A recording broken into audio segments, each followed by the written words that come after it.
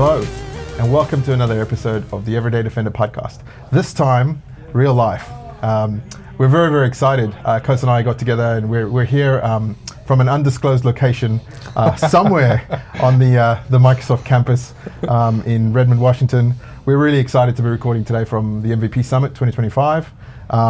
So probably maybe a little less technical episode today, but Perhaps, we wanted to talk a little bit about Summit. We are reminded every 5 minutes, do not take pictures, do not share any of the content. So that's why we should keep the location a secret as well, I guess. That's right.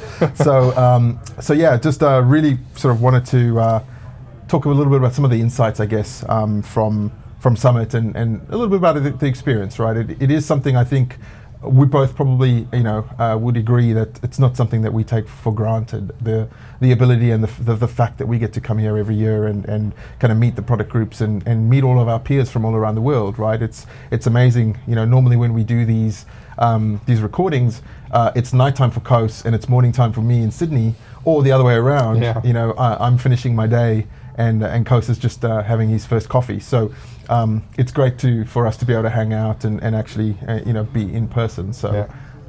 Also much easier on the editing this time. Well, we hope so. So the audio and video is automatically in sync, I hope, this time. That's right. So we're trying something new with some different camera gear today, we'll see how it turns out, I guess. But it's fun nonetheless. Well, so great to be here and great to see you in person. Of course, again. Always good. And to record here on Summit. So if people are hearing some noises in the background, those are actually people walking around, working here, printing some T-shirts here in the back. Yep. For the MVPs coming to pick up some swag. Yep. So very much the disclaimer, right? We are in a live environment with people walking around, and hopefully we don't see vacuum cleaners or anything. That's or a security guard removing us from the premises, right? That's right. So. Koos, tell me, how's your week been? I mean, today is Wednesday. We're recording this on a Wednesday. Yeah. We've been here since Monday, or at least on campus since Monday. What's your week been? How's it been going for you? Yeah, great actually. So Summit started on Tuesday officially with a keynote from Jeff Teeper. But we had a pre-day. Well, I think everybody had a pre-day. So most of the tracks. I'm as a Microsoft security MVP. I'm in the security track, and we had a pre-day on Monday as well, where we had some initial sessions on some upcoming stuff, some roadmap stuff. And what's also cool is that we were handed out logins to a capture the flag assignment. So it's a little bit of a challenge within the MVP community right now. Who has the highest score? Right. Who's able to finish in time? I'd be willing to bet that the person who wins capture the flag is Dutch. That is, statistically you're good there, right? That's right. Chris was already joking that if you want to become a security MVP, you have to learn Dutch, right? It's like you're in Holland when you're in the room. That's right. A lot of Dutchies over there. Yeah, that's true. Yeah, so the Capture the Flag is also a really nice initiative, not only from a gamification perspective, but I think it showcases really well what especially the XDR platform is capable of nowadays. So they spun up an environment, a tenant, where they apparently took some red teamers and go wild on some machines with some malware and all kinds of malicious stuff. And it's great to see in graphical visualization the entire attack, how it took place, how devices were confiscated, how persistence was gained, and how data was compromised. But it was hard, to be honest. It's tough. I thought I was well informed on the products, but I'm not a security analyst. That's clear. It's tough, right?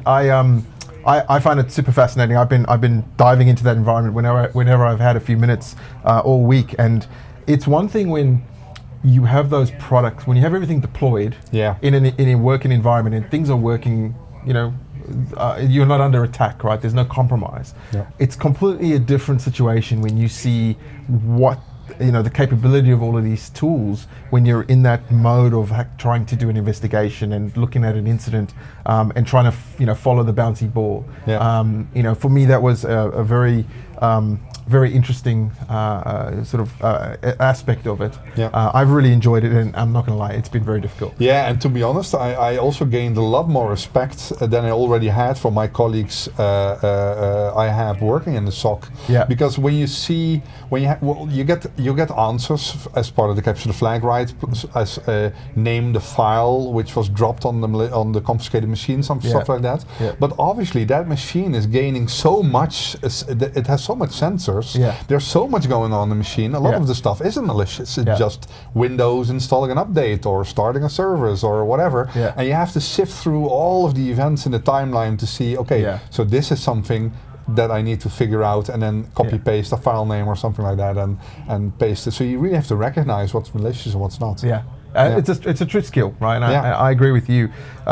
You know, to those folks listening to this who kind of work in that sort of SOC space, right? As an analyst, I really do commend that skill set. It's very different to what I do as a consultant, where really I'm helping customers deploy this stuff and make sure they make the right decisions around the logging and the capabilities and the things that they're implementing. But when the rubber meets the road, it's hard. It's tough. So that's been really interesting. Been a really interesting part. It was a fun diversion, so to speak, but also informative. Something I learned a lot from, and especially also when you cannot answer the questions, there's an explanation video of how you could have found the evidence. Look, I think is really useful for me. They've put a lot of effort into that, and I really appreciate the various groups that were involved in that from Microsoft putting the effort into that. I have to contact some people to see if we can get a copy of it or something, because I think my colleagues and everybody wants to learn and can really enjoy it. I think it would be a really great community project actually to be able to get something like that. We already have the concept of canary tenants and demo tenants and things like that, right? It'd be a really good way, and that might be some good feedback for the team. Is how do we make this available in a more sort of permanent way for folks to kind of get a feel for it, right? Because I can see many scenarios, not only folks that work in the industry wanting to gain some more knowledge and understanding, but also think about graduates and folks coming into the industry, right? This could be a really good way for them to kind of get some exposure. So very cool. I'm not sure, I cannot promise our listeners anything, but we'll look into the options. Yes, definitely. So to go straight to an official announcement also took place yesterday, I believe. So this is not NDA, so that's why we can talk about it. So Microsoft announced Security Copilot's agents. So Security Copilot is also already there, is around for a while, and now it got extended with agents, similar to what the regular Copilot got a while ago. And I think this is really a big and important change inside the Security Copilot product. Yeah, and I think it's in line with what we've been seeing, right? We've been seeing Copilot be more sort of tightly integrated into all of the services, right? And I think we talked about this in one of our previous episodes, where Copilot was providing more insights into the conditional access portal and the Intune portal, where you can get some more natural language type information about your policies, right?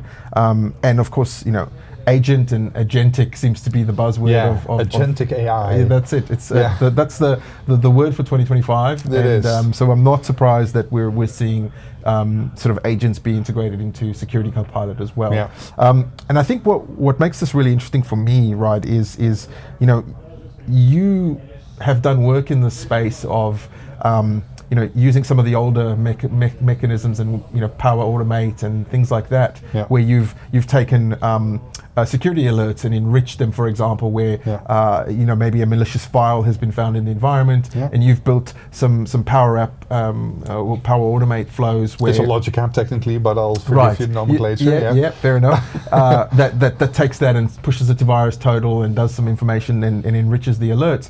So to me, this is sort of that next evolution of that type of automation, isn't it? I was always, to be honest, a bit critical on Security Copilot from the get-go, summarizing incident descriptions or something like that has not perhaps that much added value against what it's also costing you. You're right.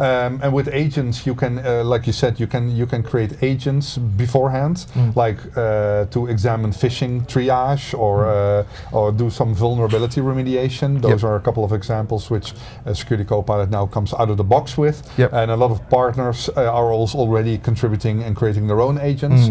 And with an agent, you just have a separate AI, sort of a containerized AI, if you will, and you tell them specific instructions, like, okay, you will be asked information to triage a phishing alert, for example, and it knows where to find all kinds of data, and you don't have to bring all the logic into it. And that was the big problem with the logic apps, is the big problem. Yeah. You have to put a lot of effort in it. So you really have to go through the whole if this then that scenario. Right. And when an alert enters the logic app and it has it misses some entities like for phishing an email or an IP address, it breaks or fails. So you have to create some error handling inside the logic app. And now with the agents, you can just hand them its stuff, and it will go to work for you while you're not noticing it, and it will bring you back the information afterwards. Yeah, I think that's gonna add a lot of value to some of these sort of operational workflows, right? That folks are doing. So interested to see. Again, it's still very new, but I think as we start seeing it, it's great to see the partners are already starting to help with this, right? Yeah, and again, I was very critical on it at start, not agents, but the security copilot in general. And I really think this is a big driving factor to revisit the product, enable it again, because they also have some dashboards which give you insight in how much time as each specific agent saved you gathering the information yourself. So this is also really good to get some business decisions done right, to start after a trial period or something like that. If you want to continue and keep, if the savings are higher than the costs, then it's a good deal, right? I think that's a very real problem for a lot of organizations when it comes to AI, right? Is how do we demonstrate or prove the value of what we're paying for? Or measure the value, quantify the value of what we're paying for, right? It's one thing when you're a developer and you use GitHub Copilot, and you can very easily say GitHub Copilot has saved me 4 hours a day, right? Because there's math there and it's easy to do. But I think it becomes a lot harder for an information worker or a SOC analyst to be able to sort of derive that value. Agree. So metrics and telemetry and stuff is really helpful, I think. Yeah, and like you said, I build a lot of these automation workflows in the past for my own company and the companies that I worked for from that. But a lot of effort goes into that, and that's sometimes forgotten.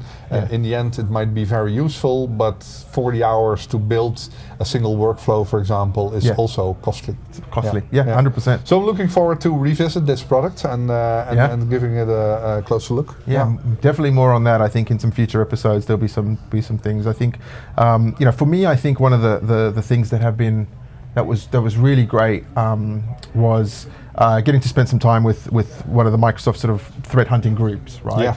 And you were in that session too, right? I was, And they already had a catchy title. Yes. So something with Boo, because the team calls themselves Ghosts, and they acknowledged that the acronym was thought of afterwards. So it stands for Global Hunting Oversight and Strategic Triage. Right. So they just had to figure out some words which fit the GHOST letters, I guess. Yes. But it's a cool name. Yeah, it's a team within Microsoft which specializes, like you said, on hunting.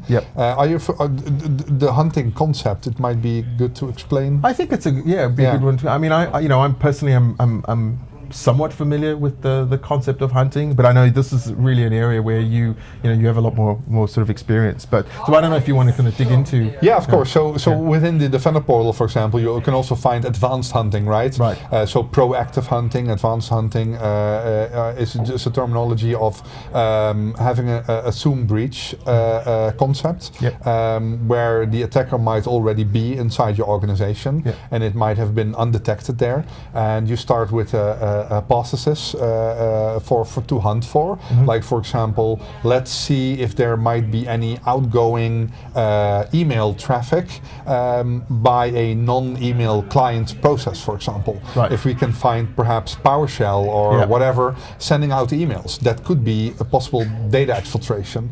And then you go along with that idea and you hunt inside the data. You go hunt for the attacker potentially and see if you can find any malicious activities in your logs. So by, in this case, looking at process events from Defender or network events from Defender, you could potentially spot some weird behavior, like I said, the PowerShell emailing is just a simple example. And then afterwards you can determine, well, hopefully you won't find anything, but it might result at least in additional new detections. So one of the outputs from the hunting team is better and improved detections. And next time you can detect if PowerShell is sending an email, for example, instead of having to hunt for look for it after the fact. And of course, you have that as part of that process is if you identify that PowerShell is as to use the example, sending out email, well, then you might want to dig into that a little bit and say, well, why is PowerShell sending out an email, and are there legit causes and reasons for it, and all of that works into building those detections. Yeah, and then obviously you will find that one sysadmin who built a script to send himself an email on certain metrics or whatever, and that is fine. Then you found that, and you need to exclude that as part of your detection to make sure you don't get any false positives. Right. But that's in general what a hunting means. And yeah, again, this team focuses on hunting on all the data Microsoft has. Right.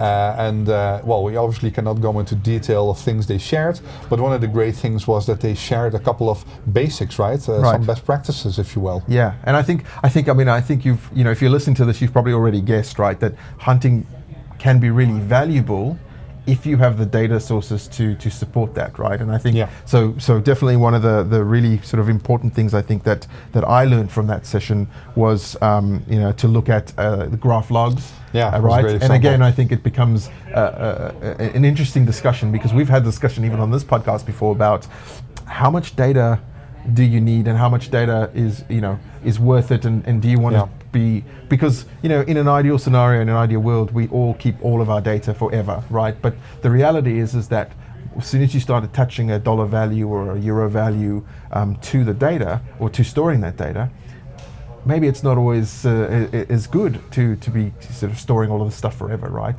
I think this is something that I'm definitely going to be taking away with me, is graph logs, looking at those things. I know that you need a P1 license to be able to get to them to begin with. That's true. You need a log analytics workspace to be able to store them. So there's some cost there. If you don't already have those things or access to those things in your environment, but the benefit of being able to do that and like you said, use that information usefully in your environment may actually outweigh the cost of doing that. Microsoft actually has some really good information about cost analysis and cost prediction and stuff like that, specifically for the graph logs.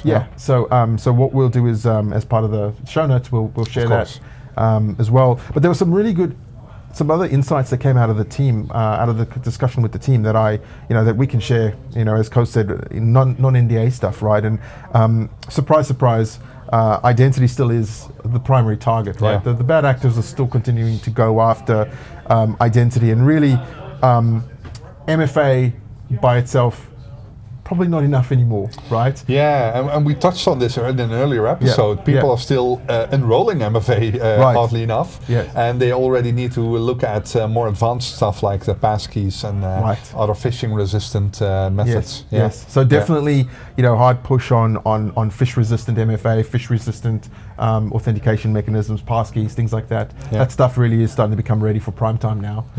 So definitely something to focus on. One of the things I also remembered from those advices was the fact that you should not just simply exclude. It sounds silly, right? Of course, you should not exclude people from MFA, but there are sometimes is a need to exclude certain accounts, maybe service accounts or whatever. But don't use a regular group for that, because you might end up using the group also for permissions to an application or something else, and you're adding users to that, and without you knowing, you're excluding people from MFA, right? Yeah, it's an interesting concept, right? Because we've always been taught that permission assignments should go through groups, right? You don't direct assign stuff. But in this case, it's almost better to do your exclusions that specifically, where you're actually just excluding things, on a per user basis, so that you don't fall into the trap of inadvertently using an ops group that is being used for something else. Or very specifically, perhaps use a prefix or something in a group when it's only used for conditional access purposes, for example. That's a really good idea as well. So that was a really good one. I think the other thing that was fascinating, and it's not something I've thought about for a very long time, at least in the early days of MFA, there used to be this very common trend of excluding your office location, right? Excluding the public-facing IPs of your work location or locations, so that users within the office don't get prompted for MFA. That ship has sailed, folks. We don't want to be doing that, people. And it goes along with the zero trust principles, right? You cannot trust anything. Also, you can also not trust your corporate network. It might be compromised. Your endpoint might be compromised. And then when you're at the office, of course, it might be easy for you that you do not have to accept an MFA request or stick in that FIDO key or whatever. But it's. And I do think that it also there is a behavioral and cultural element to this as well, right? If your users are conditioned to using MFA correctly all the time, they're less likely to fall for things, right? Yeah. I think there's an importance there, and that's a good point. the opposite is true. Like if you have users who work in the office all the time, they never get an MFA prompt. That's a good point. And then once they go to Starbucks, for that one meeting, they're more likely to fall for a phishing scam where they they're not familiar with what the workflow looks like. So I think it's really important to kind of think about that. And if you are doing that, it may be something that as you start moving away from fish.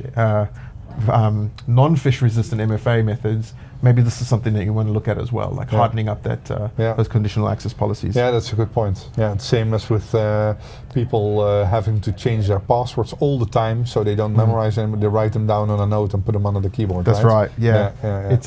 It's an old practice that we really don't shouldn't be doing today anymore. Yep. So another thing I wanted to touch on is maybe also very familiar for a lot of people, but I wasn't aware of all the intricate details on conditional access and the controls you have in there. It's a very easy way to just require device compliance, for example, on your conditional access policy. Yes, and it's interesting that I think we are getting to a place now where a lot of organizations have that device information available to them in Entra, but maybe they're not using that to make decisions about access, right?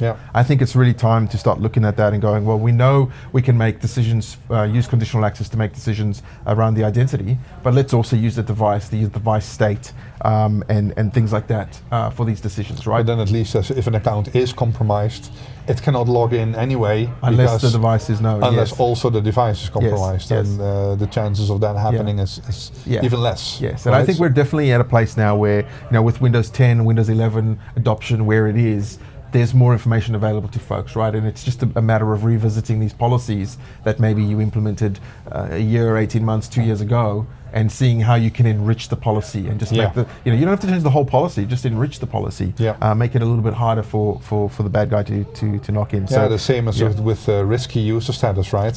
So when a user does something which is perhaps a bit dubious, some weird sign-in from a different country all of a sudden, or maybe in regards to an impossible travel or something like that, an account gets a different risk status, and within conditional access you can say, okay, only allow people, or when the risk status is low, for example. Or and risk status, account risk and account signing status, those policies I don't see them used very often. Out in now, pretty sure they require a P2 license, I think, for those, which I think it does. Somewhat restrict folks from using them. But if you are looking at some of the compliance frameworks, for example, CIS, one of the CIS levels, kind of mandates, risky sign-in policies and stuff like that. So they're very, very useful, and I think they can really save your bacon if, in the event where you have something compromised. So something completely different. I know that quite recently E3 licenses are now able to also incorporate the security stuff without having you to buy E5 immediately. I'm not sure if P2 is then also immediately part of that, but that's maybe something people should look into. Yeah, you should be able to get a P2 on an E3 because it's just the Entra SKU, so I'm pretty sure you can. But there's a lot of value to it, I think, with the P2 stuff. Especially when you look at other areas, right, like privileged identity management, the ability for your admins to PIM, stuff like that. Access reviews. Right. So really, I think P2 is there's a lot of value there, and I think if you're going through a budget cycle, take a look at that stuff and see where how much value that can add. Because I think a small spend on P2 can add significantly value to the organization and really kind of strengthen your posture. So. And speaking of conditional access policies, and you touched on applications earlier.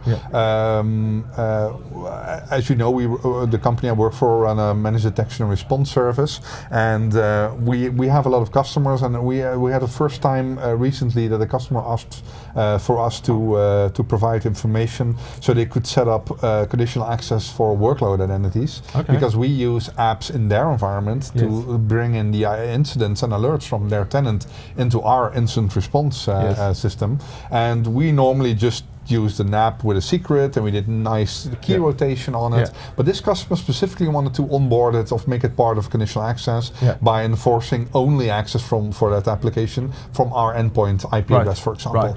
And which was great, and it was great that the customer actually asked us to improve security posture on that. And now we're looking into standardizing that. And I think that's also something I like. Well, it's something I like to touch on. Applications it can be a very weak entry in an organization regularly, and I don't see it used a lot, the workload identities in conditional access. I think a lot of folks don't really dig into it, right? Because there's definitely a little bit of confusion around enterprise apps versus service principals and all of these other things and how they hang together in the tenant. But also by default, users can consent to any app, right? And this is one of my biggest sort of frustrations with new tenant configurations within M365 is that users can do this, because the very first thing I do when I work with a customer to do security hardening on M365 is go and remove users' ability to consent to third-party apps, right, and build workflows for admins. So I think this is a big lesson here, is that the bad actors are coming after your apps. They're going to try and trick your users into consenting to stuff that can give them access and give them a foothold. It's really hard once they've got access to an app that you've consented to in the environment. It's hard to get rid of that unless you really know where to go look for it. Right? Yeah, and you can also move laterally, so to speak, to other apps with higher privileges. And I think, people probably heard of a Midnight Blizzard. It was an attack on Microsoft a couple of months or a year ago, perhaps about a year already. ago, I think. Yeah, but there's a lot of documentation on that stuff, how an application from one tenant got compromised, and then they were able to move laterally to different apps and get persistence in the actual production tenant of Microsoft and get access to mailboxes. And it's also a bit scary if you think about it. People are still guarding their networks and their endpoints now, hopefully, finally. And while data is also, a lot of the data is in the cloud. With your applications unprotected and have access to. You don't even need access to any corporate network or endpoints. You can just go through an application, compromise the cloud identities and the cloud data. That's right. And I think there's a lot of I have a demo that I've done in talks before, where if you think about a kill chain of how you would make this work is, all you need to do is get a user to click a link, right, to grant access to an app that you've created. And now you have access. So I agree. I think apps are a weakness, and I think Microsoft has started to realize as well that we can put all of this effort into securing the user identities. We also need to be able to give our customers the ability to secure their apps, and app identities is part of that. Being able to actually monitor and report on what's going on in that infrastructure is something as well. So it also surprises me that on one hand, it does not surprise me that much, but Microsoft should facilitate, I think, some solution to that.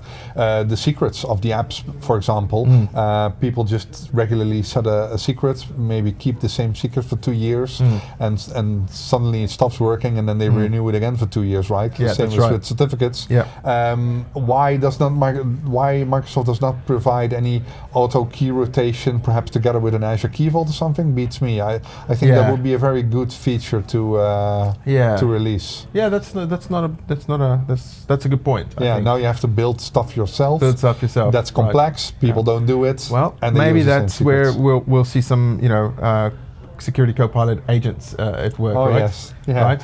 So maybe that could be. Maybe that's a use case for something like that. So I think there's some really good insights that we've sort of taken away. We wanted to share some of these things. I think at their core, they all seem very basic, but when you think about how these things are being observed over and over and over in the wild, it does tell us a story, and it tells us a story that there's work to be done in our environments, in our customer environments, and in sort of securing all of these things. So unfortunately, the attackers still gain access through those basic things: the unpatched machines, the open networks, the open ports, the applications with too much privileges.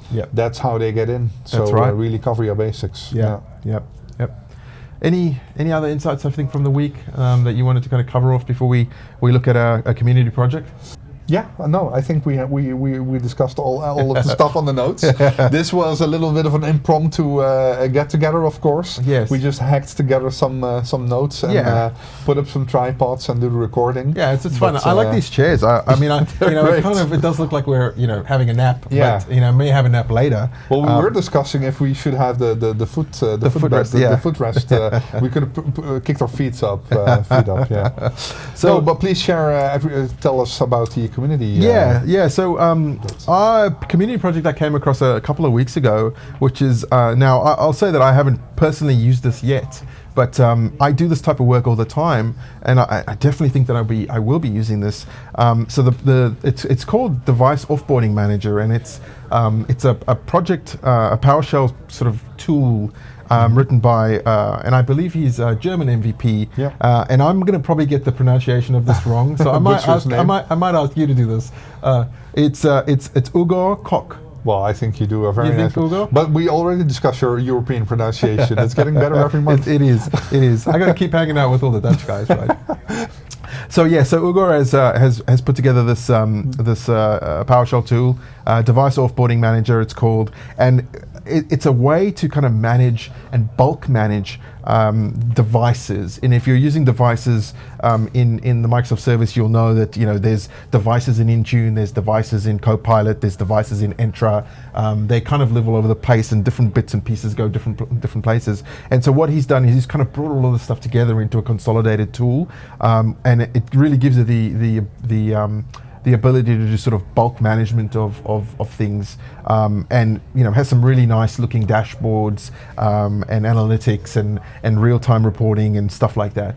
It looks really, really cool for me. I think it solves some really interesting issues, especially if you're going to be doing bulk offboarding, for example, of users and things like that, right? Which, if you think about it, scenarios where I see this quite often is when you have customers who go through divestiture type projects where they've sold off part of a business or entire business, and at some point in time, all of the devices that are currently under management by the original owner of the business need to be offboarded, and so this tool looks like this is the perfect way to do that. So you showed me before we started. Looks great. Yeah. Also great UI. Yes. Very nice. I have a soft spot for UI. So do I. And I myself have built some PowerShell tools, so I can always appreciate when someone sort of puts the effort into making that all work. So we'll put the GitHub link in the show notes. I would say if you work in the Intune space at all, this is definitely one for you to go and check out and take a look at it. And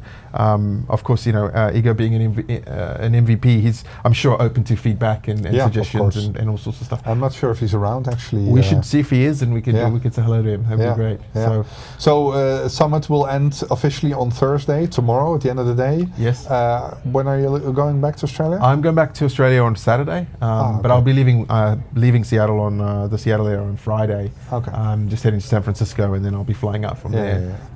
So it's been a quick trip in. My body hasn't quite adjusted to the time zones just yet. So sleep has been very rare for me this last week. For me as well. And the problem is I'm almost getting acquainted now with the new time zone.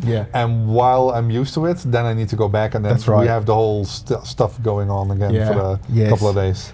But look, so far it's been great. I think there's still a lot to come. I think tomorrow's going to be a packed day. Yes. Really packed day. So I'm glad we were able to kind of make this work today as well. And totally. Hopefully we'll get this through edit and published at our normal schedule. So if you're listening to this, it's likely going to be early part of April. So very nice. Well, thanks, Chris, for I appreciate it. making time for this and really enjoy it. I think especially the whole dynamic is better, I would say. Yes. But normally we cannot visit each other every month, unfortunately. So I know. We'll have to do this on the next conference. We'll meet. For sure. And thank you, folks, for listening to another episode. Please, like, subscribe, do all the usual things. We appreciate you spending some time with us, and we will catch you on the next episode. See you later. Bye-bye.